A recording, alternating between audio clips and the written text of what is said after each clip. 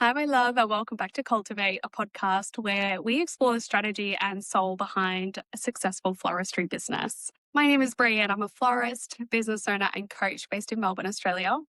If you're new here, welcome. And if you're a long-time listener, welcome back. Today, I want to have a conversation about chemistry, not the romantic kind, the kind that florists talk about, after a wedding consultation. Because if you have ever walked away from a consultation feeling like, they loved my work, the budget seemed really workable and there was nothing super obvious that went wrong, so why didn't they book? Then this is going to be the episode for you, because I want you to know that there is a place that you can look before you decide the problem was you. So this episode is based on an essay that I wrote for my Substack, The Tall Poppy, called Chemistry, Consultations, and Why Couples Choose, where I've actually worked through the entire architecture of this idea.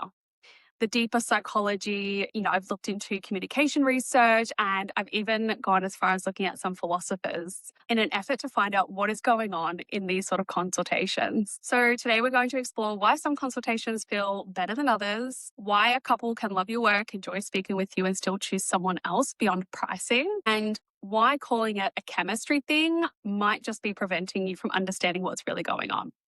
So I get to see consultations from two very different sides. I run them in my own floristry business, and I also review and discuss them with florists that I coach. So I get to observe not only what happens in these consultations, but I also get to hear a lot around the explanations that florists give, when they haven't kind of got the result that they wanted. And what I found is that there's something really revealing in the way that we explain consultations that feel successful compared to those that leave us questioning what went wrong. Notice what we do when a consultation goes well. The explanation tends to live somewhere outside of us. The couple were easy to talk to. The conversation flowed really naturally. There was just sort of something between us, as though the success belonged to the dynamic in and of itself. But when a consultation maybe doesn't go as well as what we'd hoped, the explanation I've found tends to move inwards. Things like, I was too nervous, I didn't ask the right questions, or, maybe I'm just not very good at sales. So chemistry sort of becomes an explanation for success, and we become the explanation for any failure or shortcomings. Interestingly, though, one gives the outcome to something that we can't necessarily control, and the other turns it into a judgment about who we are. But neither of those approaches actually tells us what actually happened inside the consultation itself. And that matters a lot, because you can't improve a problem that you have misdiagnosed. So if you decide that the issue is confidence, you'll work on sounding more confident. But how do you know that confidence was the problem in the first place? What if none of those things was actually the reason they didn't book? Then you've just spent a whole bunch of time trying to fix something that's not actually going to fix the problem anyway. We've all walked away from consultations holding ourselves entirely responsible, right? We've decided that we should have been more persuasive or more magnetic or more just something. And we've all at some point considered the possibility that we're just not very good at this. And while some healthy reflection can be useful, sometimes you did rush. Sometimes you did interrupt. Maybe you did become so focused on giving the right answer that you just stopped listening to the question as a whole. In our desire to make sense of things, we can reach these really far-reaching conclusions about ourselves before we've actually investigated what happened. So the essay that I wrote goes much deeper into that distinction around the difference between self-awareness and self-blame, and why one helps us to improve while the other can send us just totally on the wrong path. But for today, what I want you to notice is that most consultations are not lost through one dramatic failure, because there's not always a huge awkward silence or like a disastrous objection or one sort of sentence that just makes the entire conversation fall apart. Most florists think that it's going to be some big, obvious thing that they've done wrong, when usually it's much more subtle than that. Sometimes it's that the florist and the couple just left the conversation feeling as though they understood each other when they didn't. Now, I know that this doesn't sound revolutionary, but let me explain. Something that can look almost insignificant can actually change the entire outcome of your consultation. Imagine that a couple tells you that they want a wedding that feels romantic and relaxed. I just want you to stay with the word romantic for a moment. What does it actually mean to you?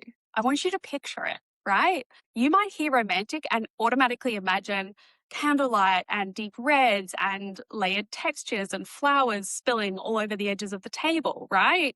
But they might mean creams and ivories and delicate linen and something quite understated. So you might hear relaxed and think garden, loose and unstructured, but they might mean low maintenance, not too formal or not too expensive. So even though the language matches, the meaning doesn't. And this is the difference that I want to talk about today.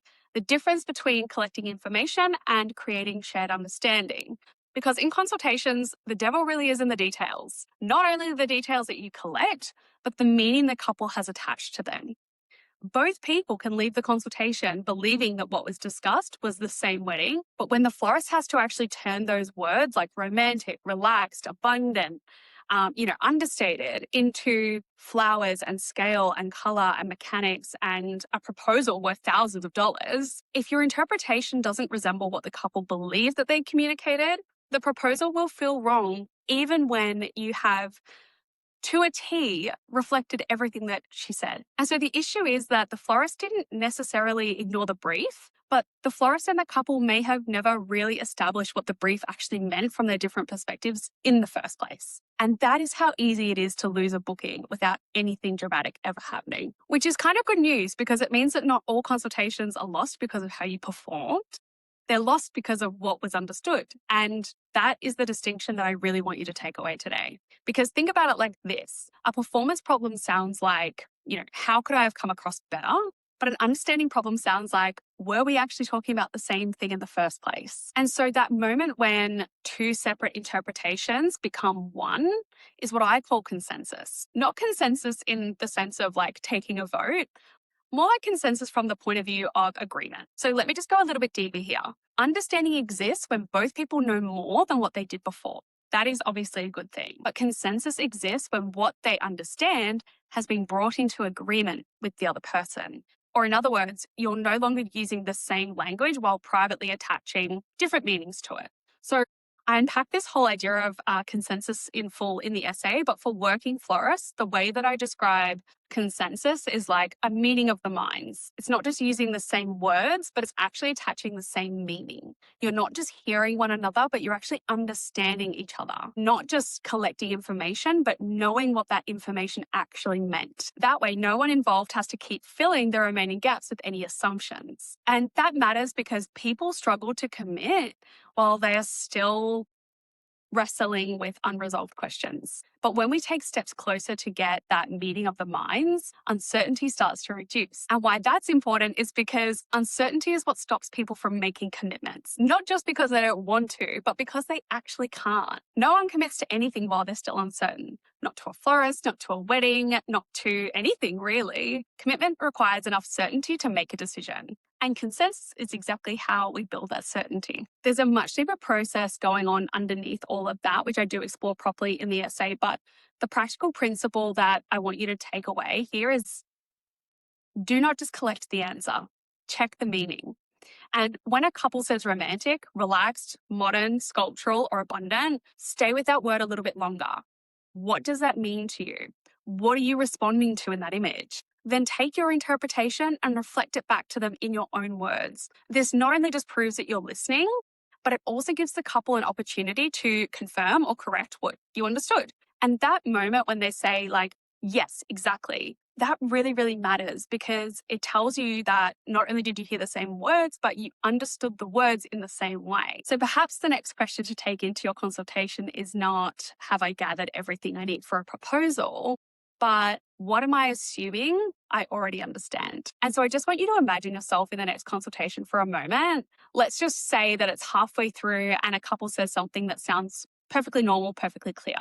Imagine just asking just one time, what does that mean to you? And once we start to imagine this, it does become easier to see how one question can change everything that follows. Because once you begin training yourself to listen this way, it becomes difficult not to notice where meaning is assumed. And as a result, you'll begin paying attention to the places where you or the client might be using the same words, but still holding different meanings. And this is exactly where the diagram inside the essay becomes particularly useful because the part of the conversation that we're talking about here is almost invisible while it's happening. You can hear the words, you can record the answers, but you cannot always see the distance between what the couple intended to communicate and what you understood them to mean. And so the diagram gives you a way to see that distance. So when you open it, look at the space between what the couple said and what the florist understood.